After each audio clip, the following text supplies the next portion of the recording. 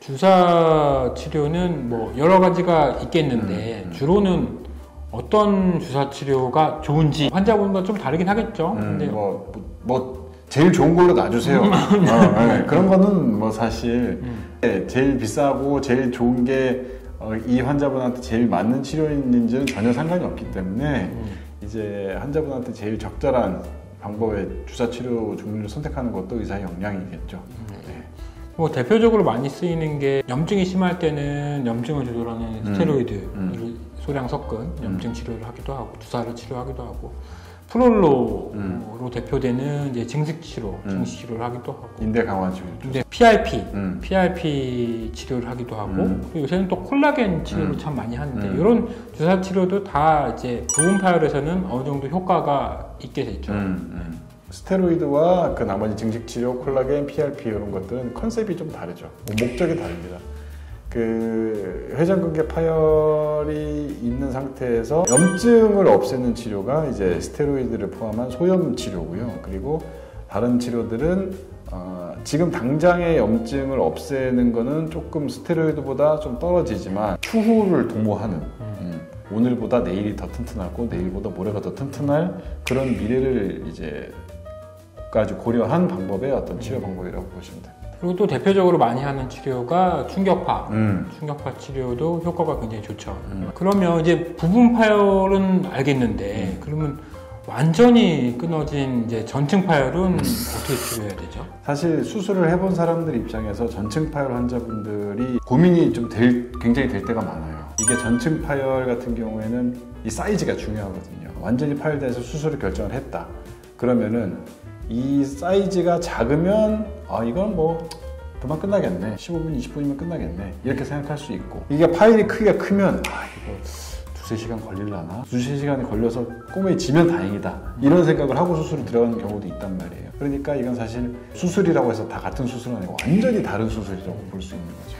우리가 전층 파열이라고 하는 거, 이제 회전근개 힘줄이 두께가 모두 다 끊어진 전층 파열을 우리가 사이즈 크기별로 몇 단계로 나누는데요. 이제 뭐 1cm냐, 3cm냐, 5cm냐, 그리고 하나의 힘줄이 끊어졌냐, 여러 개의 힘줄이 끊어졌냐로 나눠지는데, 이게 뭐 연구 결과에 따르면 한 2cm, 2.5cm의 크기보다 이상 파열되게 되면 나중에 수술적인 치료를 하더라도 그렇지 않은 경우보다 재파열이나 예후가 좀 안 좋다라는 논문들이 있어서 너무 크지 않을 때 수술하는 게 결과가 좋습니다. 그래서 전층 파열은 수술적인 치료가 원칙이고, 수술적인 치료를 당장 뭐 내일 할 필요는 없지만 하게 되더라면 꼭 2cm, 2.5cm 내에서 치료를 하는 게 좋습니다. 이게 저희가 주사 치료를 많이 해보면 초음파를 보면서 주사 치료를 하는데, 초음파를 딱 대보는 순간 전층 파열인지 아닌지는 사실 대부분 알 수 있습니다. 딱 되는 순간 이거 주사해봐야 소용없을 것 같은데 그런 느낌이 딱 들죠.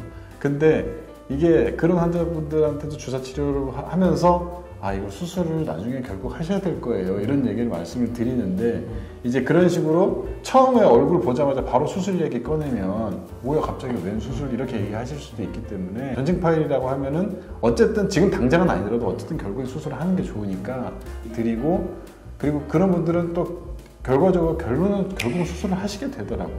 저희가 주사 치료를 해서 효과가 좋다, 그분은 전층 파열이 아니었던 거고요. 그런데 내가 전층 파열이면은 누가 주사를 놓는다고 하더라도 계속 어깨를 안 아프게 만들 수 있는 방법은 사실 없다. 그래서 주사 치료를 해도 그 효과가 굉장히 짧습니다. 전층 파열을 수술을 해야 되는 이유는 두 가지가 있어요. 전층 파열은 첫째, 주사나 다른 수술 외의 치료를 하더라도 파열이 전층 파열된 게 붙지 않습니다.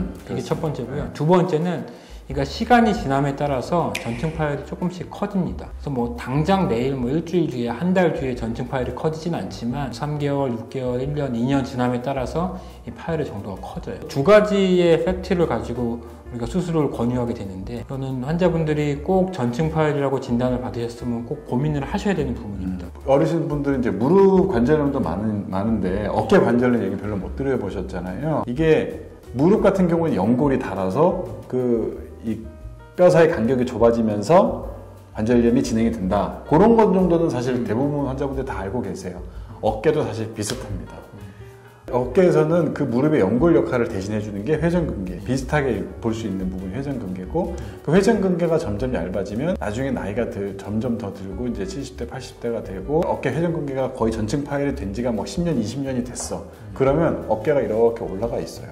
뼈가 달라붙어 있습니다. 사실 회전근개는 어깨를 삼각근이 뒤로 올릴 때 우리 몸통 쪽에 꽉 붙여주는 역할을 하는데, 그 역할 외에도 하나는 이 상완골이 이 어깨를 들 때 위로 딸려오지 않게 이 중간에 있는 역할을 해줘요. 어깨의 힘줄이 광범위하게 위에 있는 극상근이 다 파열되게 되면 어깨를 들 때 이 어깨 뼈가 이렇게 딸려옵니다. 위에 있는 견봉이라는 뼈에 계속 부딪히면서 여기서 관절염을 만들어요. 그래서 연골이랑 비슷하게 역할을 하는 거죠. 그래서 어깨 관절염이 이제 심한 분들은 인공관절 밖에 있는 답이 없게 되는 거죠.